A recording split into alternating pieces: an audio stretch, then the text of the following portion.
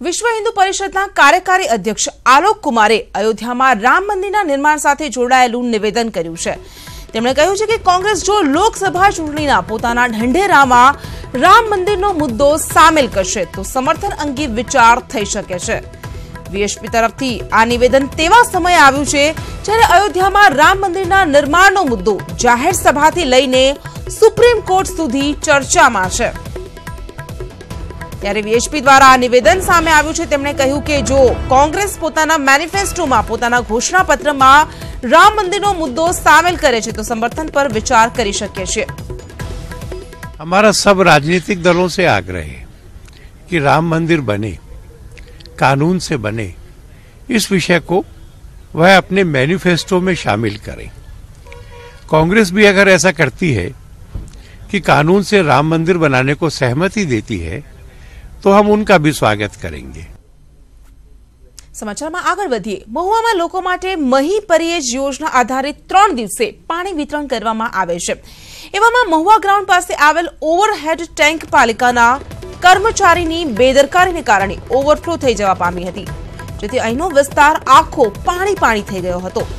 આશરે 2 લાખ લીટર પાણીનો વેડફાટ માત્ર ને માત્ર પાલિકાની ભૂલના કારણે જ થયું છે તેવું પાલિકાના ઇજનેરે જણાવ્યું છે।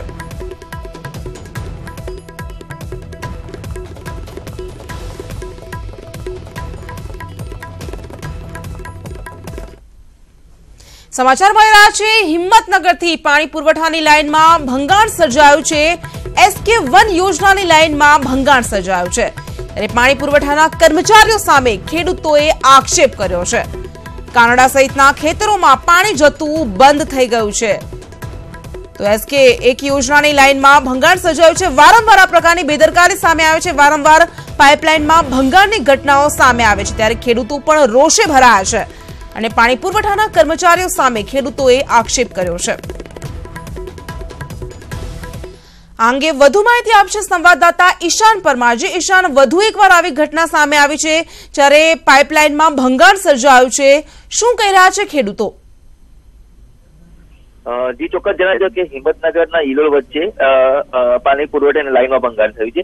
આ યોજનાની SK1 યોજના હતી અને જે લાઇનમાં અત્યારે ભંગાણ થાય છે પાણી પુરવઠાના કર્મચારીઓએ આ ભંગાણ કર્યું હોય તો ખેડૂતોનો આક્ષેપ છે કે ખાસ કરીને ખેતરમાં પાણી જતું હતું અને જે પાણી અત્યારે બંધ થઈ ગયું તેને લઈને ખેડૂતોમાં પણ રોષ જોવા મળ્યો છે અને વારંવાર ભંગાણ થતા ખેડૂતો પણ કર્મચારીઓ પર આક્ષેપ કરી રહ્યા છે।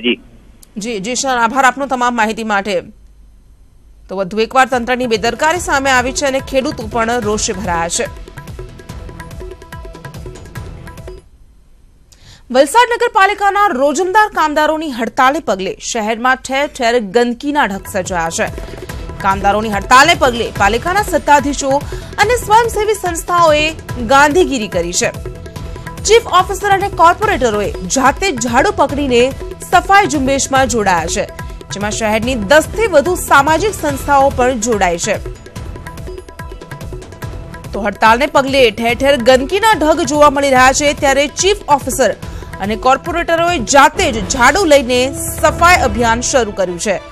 કામદારોની હડતાલની સામે તેઓએ આ ગાંધીગીરી દર્શાવી છે, જેમાં શહેરની 10 થી વધુ સામાજિક સંસ્થાઓ પણ જોડાઈ છે।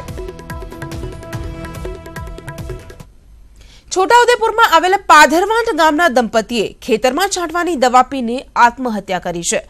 ઘણા આંગણામાં રાત્રિના સમયે આ દંપતીએ ઝેરી દવા ગટગટાવી અને દંપતીએ આત્મહત્યા કર્યાના સ્થળ પાસેથી જ એક દિવાલ પરથી એક ચિઠ્ઠી મળી આવી છે। ચિઠ્ઠીમાં 1 લાખ રૂપિયાની લેતી દેતી અને ઇજ્જત લીધેલાનો ઉલ્લેખ કર્યો છે। જો કે ચિઠ્ઠીનું લખાણ ઉકેલી ન શકતા આત્મહત્યાનું કારણ નથી જાણી શકાયું। तो आत्महत्या करनार दंपतीનું नाम योगेश वजरा राठवा અને કુચબી યોગેશ રાઠવા હોવાનું સામે આવ્યું છે। હાલ પોલીસે ઘટનાસ્થળે પહોંચી આગળની કાર્યવાહી શરૂ કરી છે।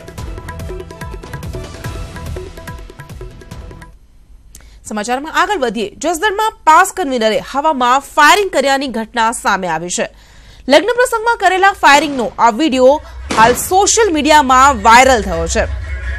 જસદણના पास कन्वीनर सुनील कोकरियाए हवामां फायरिंग कर्યું છે અને આ વિડિયો જે આપ જોઈ રહ્યા છો હાલ સોશિયલ મીડિયામાં વાયરલ થયો છે। તો સરેઆમ કાયદાનું ઉલ્લંઘન કરતો આ વિડીયો સામે આવ્યો છે।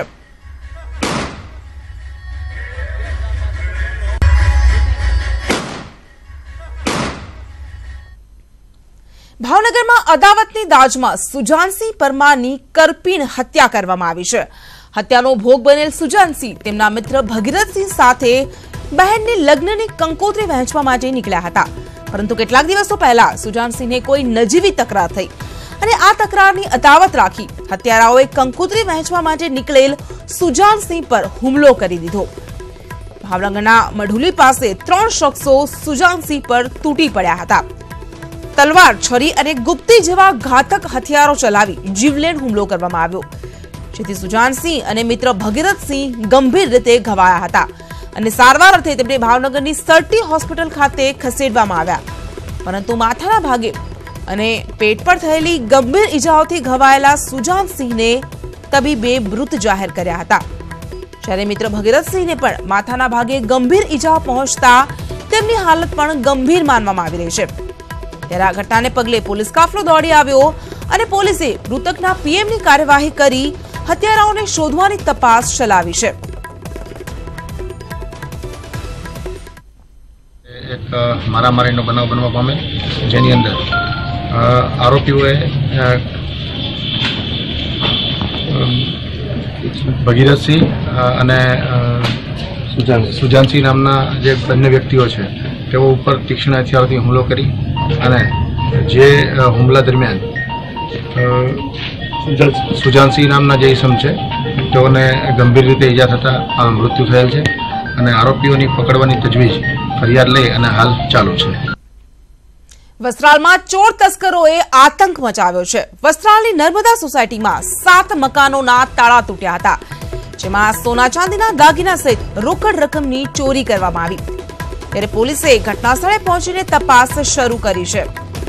અમદાવાદના વસ્ત્રાલ વિસ્તારની ઘટના સામે આવી છે, જેમાં વસ્ત્રાલની નર્મદા સોસાયટીમાં 7 મકાનોના તાળા તૂટ્યા હતા, જેમાં સોના ચાંદીના દાગીના સહિત રોકડ રકમની ચોરી કરાઈ હતી।